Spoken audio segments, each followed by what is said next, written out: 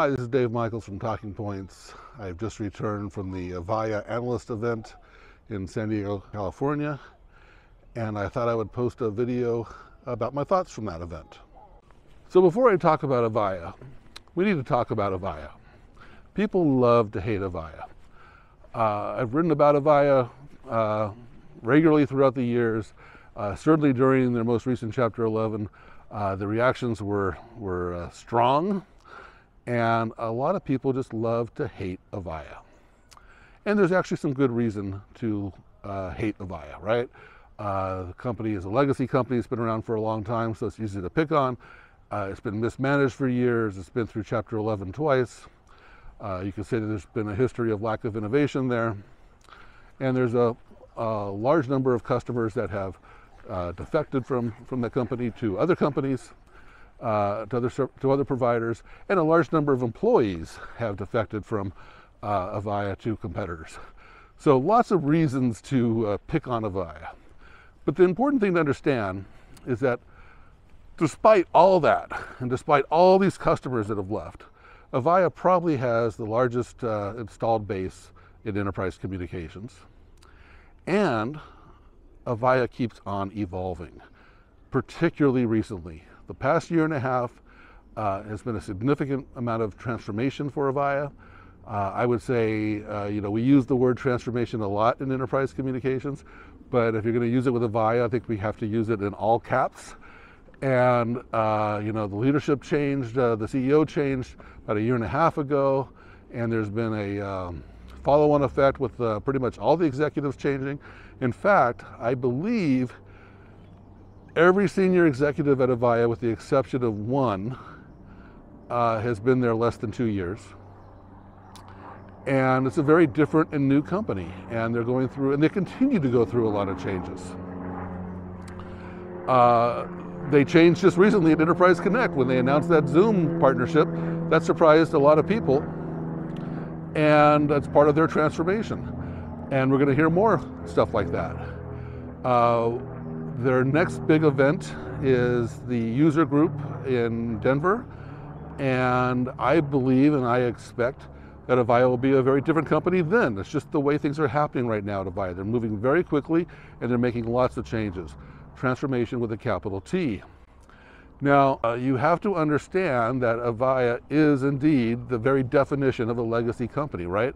Now, as a legacy company, the move to the cloud has been very difficult. Most of the PBX makers did not make it to the cloud, with the exceptions really being Microsoft and Cisco, and they did so at a big cost because they acquired significant companies. Microsoft acquired Skype and Metaswitch, and Cisco ended up acquiring BroadSoft to accelerate their transformation and ensure its success. And so most companies did not make big acquisitions like that and did not make that transition. Now, for a long time, we considered that a death knell, right? If you can't make that transition, you're not going to make it. I think we're beginning to revisit that now. Most analysts figure that the contact center to CCaaS migration is somewhere between 30 and 40% in terms of number of agents. And it's not clear how the rest of the migration is going to go. The fact is that a lot of large enterprises prefer private cloud. And we're even seeing some companies move back to private cloud type of implementations. So I'm not saying premises, I'm saying private cloud. Either case, they own the software and they manage their own software. And that's one of the big differences. In a public cloud service, you don't manage your software, which means you don't customize it. One of the key benefits is you can save on your IT staff and IT cost. But large enterprise see their IT costs as much more strategic. They don't plan on getting rid of their IT cost, and they want to control their software. Large enterprise, another benefit of the cloud is OpEx business models, but those apply to both models today. There's just a lot of the benefits of SaaS, software as a service, just don't apply to large enterprise. So now we're less convinced that the whole market is going to go to a software as a service model. And Avaya is reemerging from Chapter 11 with new investment, ready to seize on this opportunity. So the question now is, who is this new Avaya? This Avaya is changing continuously, and I would say that the most significant part of its recent transformation is probably behind it, but it continues. At this event in San Diego, and I know Avaya pretty well, I met for the first time 2 senior executives. I met ML, Mary Lou, CRO. I met Soren, he's the new CTO. In addition to ML and Soren, Avaya actually had a pretty big team at the event, which was great. Senior executives, there was obviously Alan Masterek, the CEO, Josh Mueller, CMO, you had Omar, I'm not sure how to say his last name, Javid, the Chief Product Officer. Jay Patel was there. Jay is leading a lot of the product initiatives. Just several people from the demo centers and from the marketing groups, and of course analyst relations. Avaya had a pretty good complement of staff. It was great to see everybody. So a lot of executives were there, and they were there to talk and listen and present about the new Avaya. And this is really important because a proper analyst event is not a one-way street. I mean, they're doing most of the standing up in front of the room and presentations, but between these presentations are lots of interactions, lots of meals, lots of casual conversation, and these executives were at every event, accessible and inquisitive, and we had some great conversations, and I think that they were sincerely interested in our reaction to their presentations and having a constructive dialogue. Now, there was actually a surprising large amount to cover at this event, in part because Avaya hasn't had what I would call a proper analyst event in probably something like 5 years. It's been a while.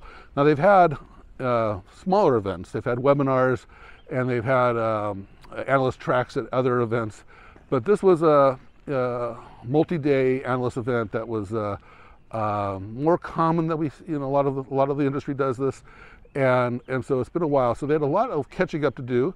They had a lot of introductions to do, and a two-way street. A lot of the analysts have changed too. So a lot of the analysts were getting their first taste and exposure to a lot of this, a lot of the Avaya world. So the vision and strategy are coming together.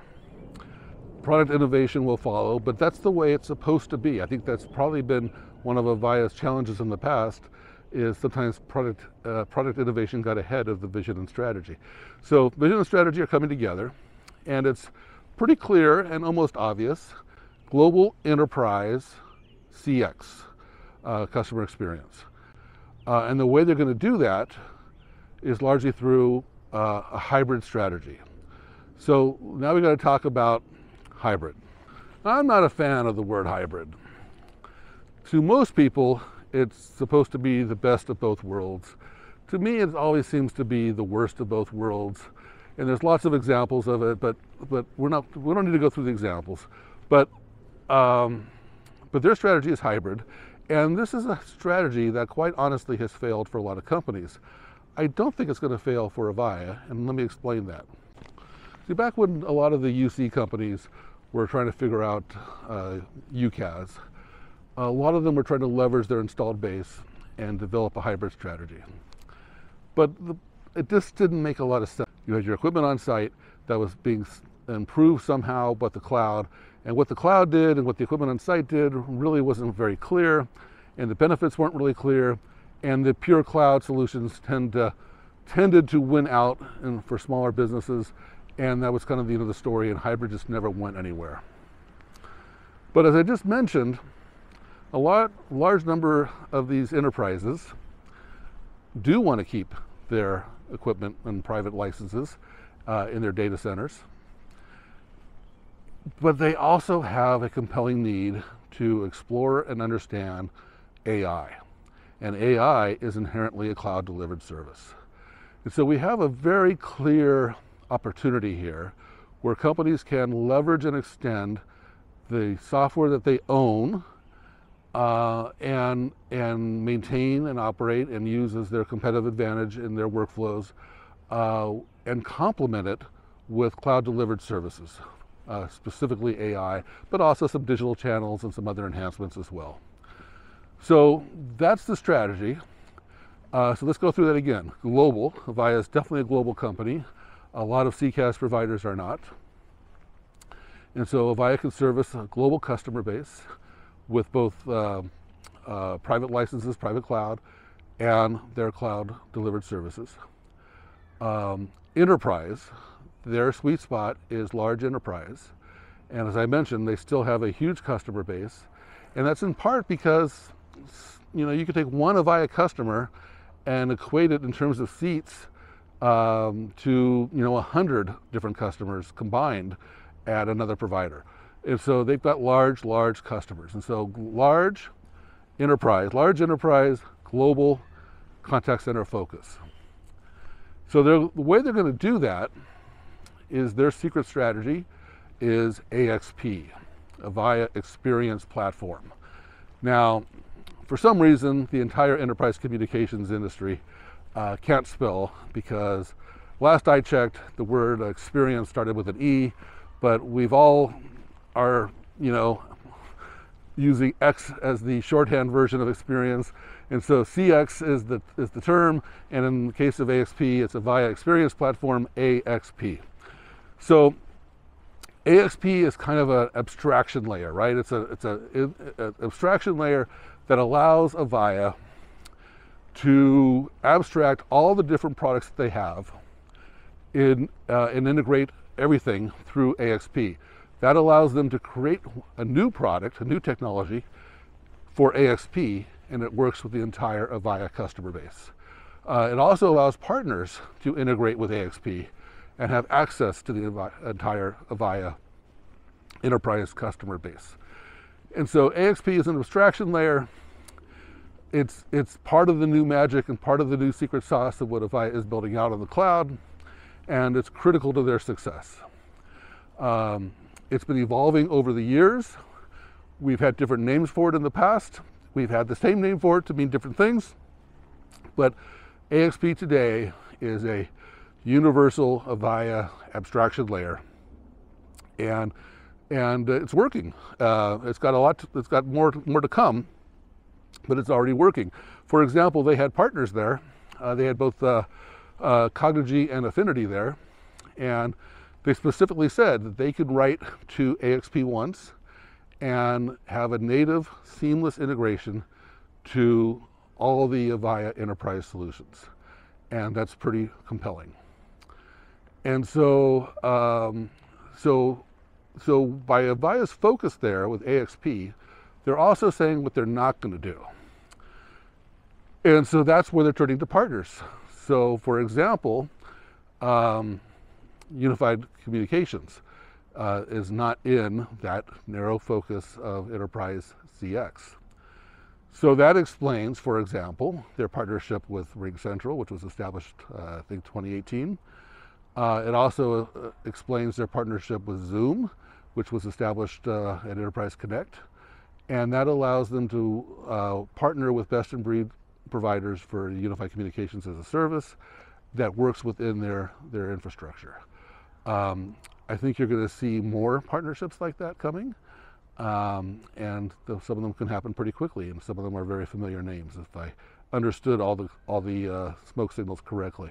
And Avaya's still got some work to do. They've got some definite gaps in their current portfolio, but they know where they are and they're focusing on them, and I think we're going to see some improvements there. Avaya hosted the event in San Diego at the Torrey Pines Lodge. Now, Torrey Pines is a type of pine tree. It's a very unusual and rare pine tree. Has a distinctive needle pattern. We were able to walk around the nature preserve, and they had them on the golf course, and they're very proud of that Torrey pine tree, and it's just a very unusual drought-resistant pine tree and that grows in places where pines wouldn't normally grow. So that's the update from San Diego. I hope that gives you a better picture of Avaya. Thanks.